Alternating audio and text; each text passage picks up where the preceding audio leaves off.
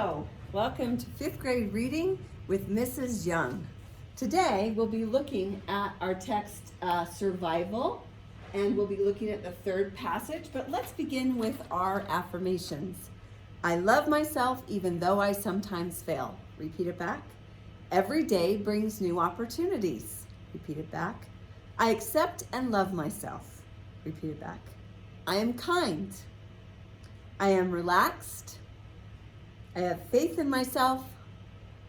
I am brave. I have trust in myself, and I am generous. So if we look at our survival packet, this is a collection of fables from around the world, and this last one is called Bushi's Bullfight, Passage 3. And just like always, we like to read the questions first because it ignites our brain to search for information.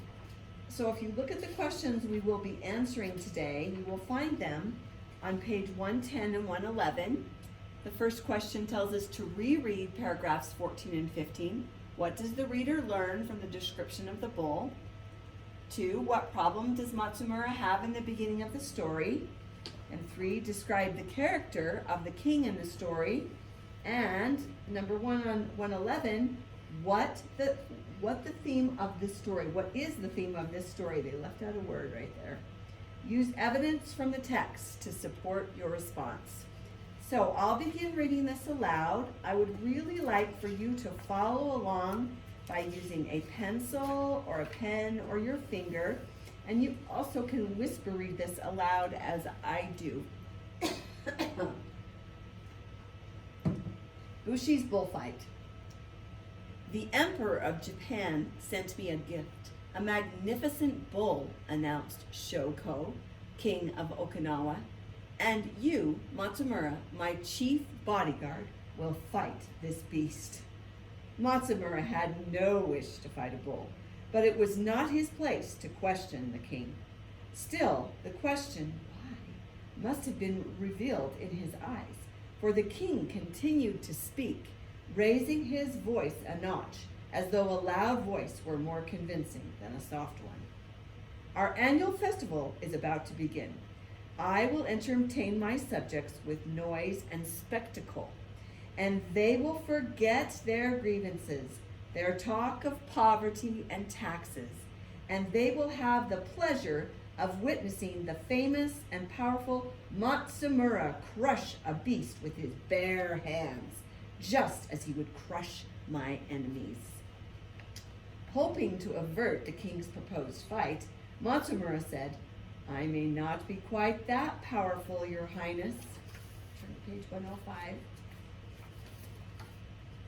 The king, in the manner of a stubborn bull, charged ahead. Crush the beast or go to prison. That is your choice. Shokan Matsumura had been trained in tea, the martial arts of his birthplace, and had become its acknowledged master.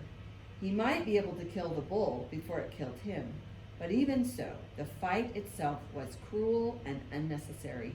A true warrior did not engage in violence for the sake of violence. A true warrior promoted discipline, peace, prosperity, and virtue. I like that. Matsumura left the palace, observing the world around him with renewed appreciation. If I were locked away in a deep, dark dungeon, he thought, I'd never see my friends and family again, never see the trees, lakes, mountains, never see the flowers blooming in their appointed seasons. He sighed deeply as he bent down to inhale the perfume of a blossom, then jumped back with a start, clapping his hand over his stinging nose. Ouch! A bee! Once the pain subsided, he laughed at himself. I will never again close my eyes to smell a flower. I've learned my lesson, and from such a tiny teacher, too. My teacher must have studied Master Sun's art of war, he said, rubbing his swollen nose. Attack when there is no defense. As he said those words, a thought struck him. The king offered a choice, crush the beast or go to prison. But there was another way, the way of the true warrior. Matsumura had one day to teach the lessons he'd learned. Arriving at the king's stables, he announced, "I wish to meet my adversary for tomorrow." Turning to page 106. "At your service," replied the stable keeper, leading the way to the bull's pen. The bull was indeed magnificent, a sleek, hulking creature, all thick bones and heavy muscles, and black as night. It weighed more than a ton, and stood more than 6 feet taller than Matsumura, who was himself a tall man. The bull tossed its huge head and pawed the ground with its mighty hoofs. At Matsumura's request, the stable keeper tied the bull with ropes so it could not move. Then Matsumura stepped inside the pen. He took a fighting stance and addressed the bound bull.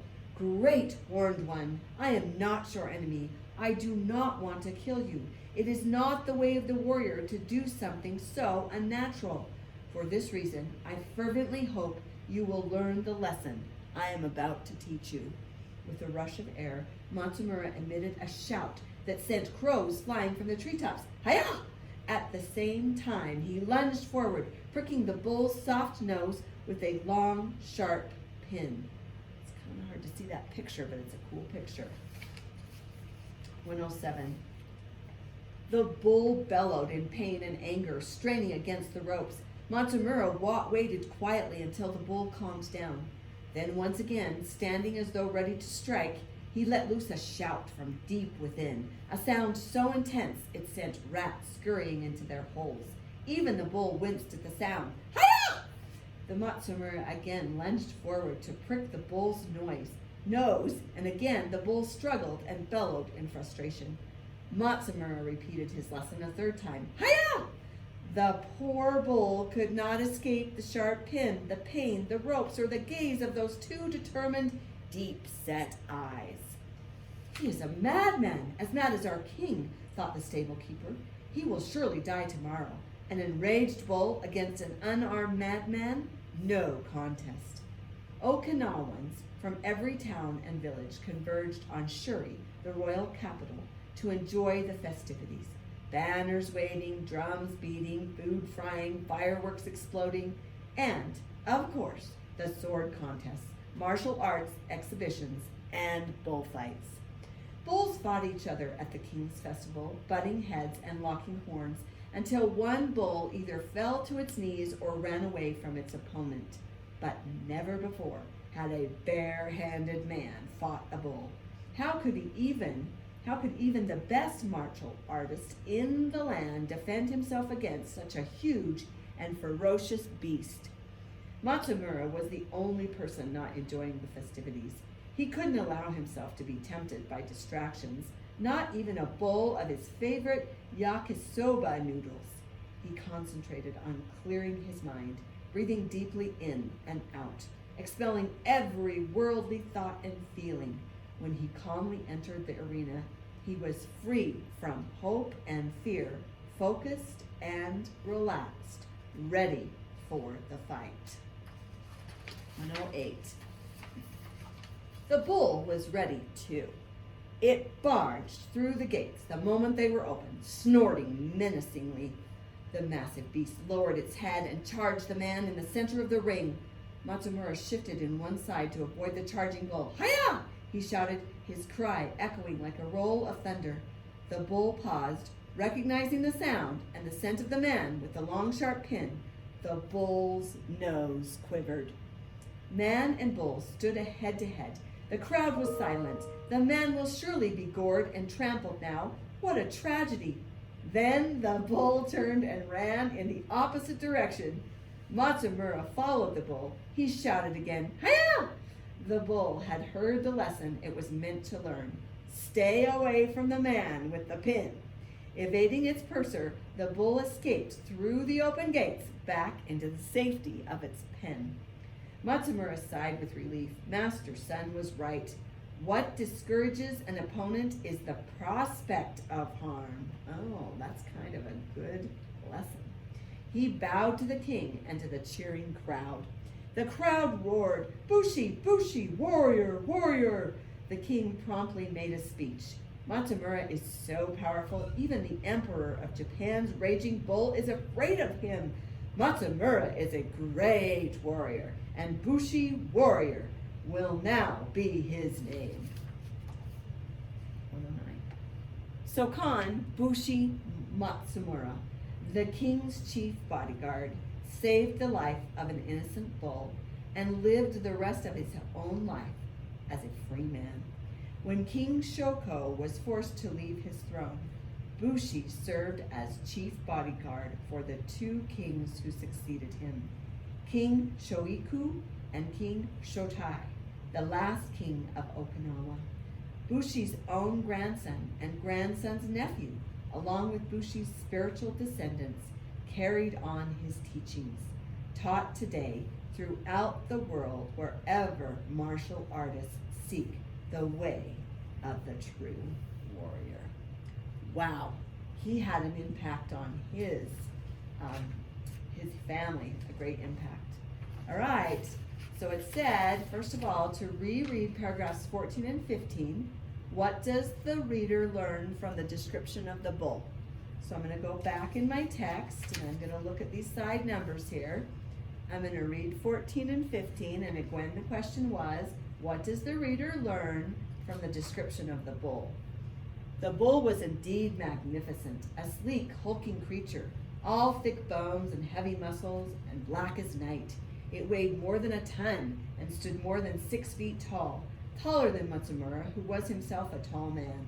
The bull tossed its huge head and pawed the ground with its mighty hoofs. At Matsumura's request, the staple keeper tied the bull with ropes so it could not move. Wow! This was a little bit intimidating. What does the reader learn from the bull? The, capital T, the reader learns that the bull is huge. I'm going to put a dash right there.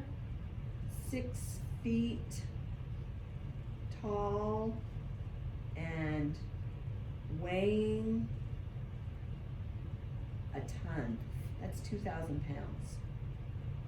He also stomps his hoofs. Remember when we read that right there?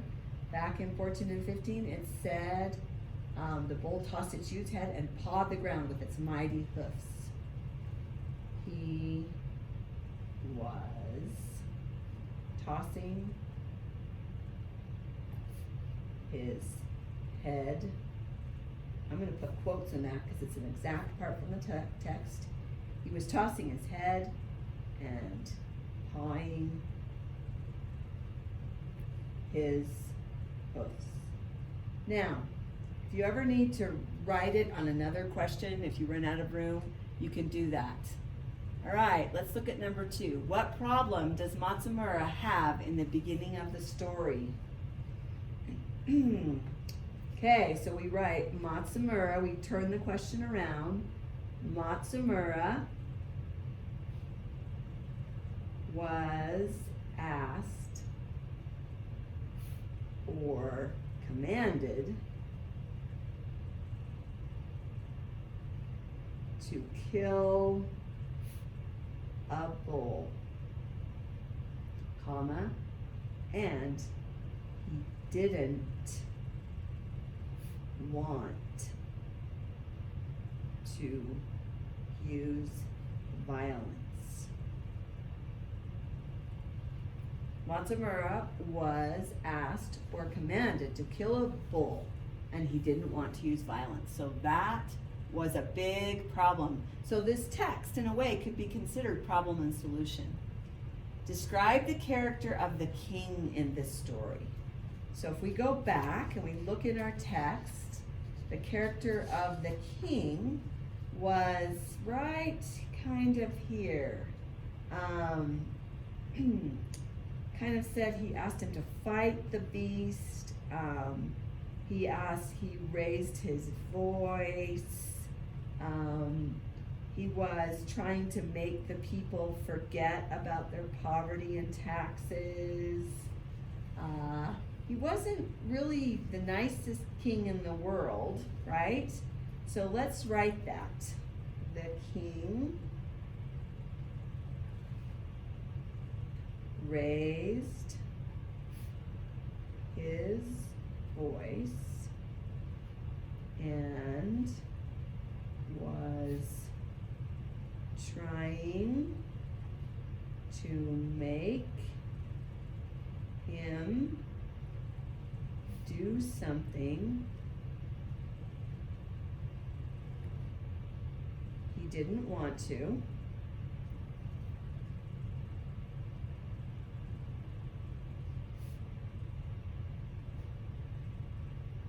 The king was trying to make the people forget their, quote, poverty and taxes. So we kind of get the idea that this wasn't the most noble king. All right, let's go over here. What is the theme of this story? Use evidence from the text to support your response.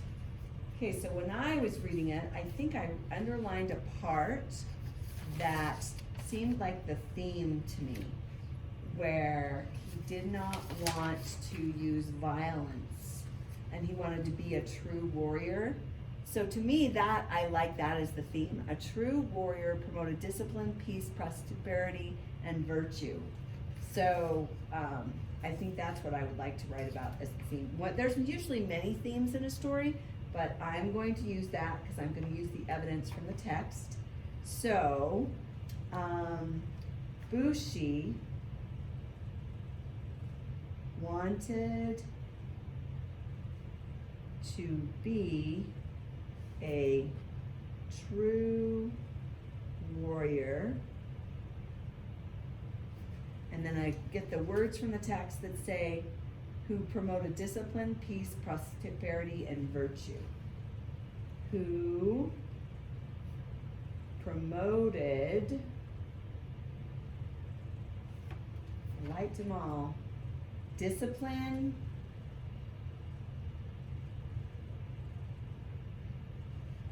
peace, prosperity.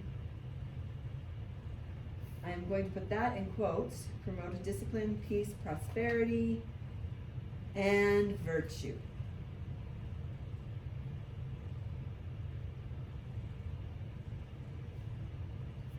He did this